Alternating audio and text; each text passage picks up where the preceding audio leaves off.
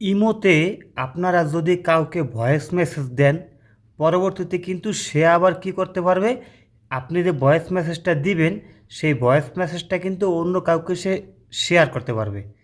অনেক সময় আছে অনেক গুরুত্বপূর্ণ ভয়েস আপনারা কাউকে দেন, পরবর্তীতে সেই ভয়েসটা সে অন্য কাউকে শুনিয়ে দেয়, মানে শেয়ার করে দেয়।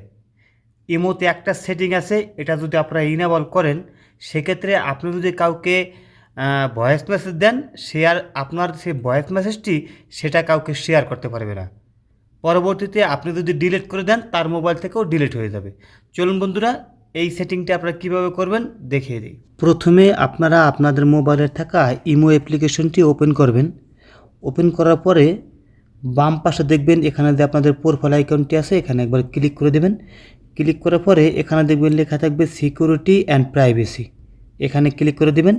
ক্লিক করার পরে একটু নিচে আসবেন, আসার পরে দেখবেন লেখা থাকবে ভয়েস মেসেজ, এখানে লেখা থাকবে ভয়েস মেসেজ, এখানে আপনারা একবার ক্লিক করে দেবেন। ক্লিক করার পর এখান থেকে সর্বশেষ যে অপশনটি আছে নো বডি, এখানে আপনারা দিয়ে দিবেন। ঠিক আছে, কাজটি শেষ। এখন থেকে আপনি যদি কাউকে ভয়েস মেসেজ দেন, এই ভয়েস মেসেজটি শেয়ার করতে পারবে না। পরবর্তী যদি আপনি ডিলিট করে দেন, তার মোবাইল থেকে ডিলিট হয়ে যাবে, আপনার মোবাইল থেকে ডিলিট হয়ে যাবে। আপনার ভয়েস যে মেসেজটি সেটা সম্পূর্ণ নিরাপদে থাকবে। সবাই ভালো থাকবেন, আর ভিডিওটা কিন্তু অবশ্যই একটা শেয়ার করে দিবেন।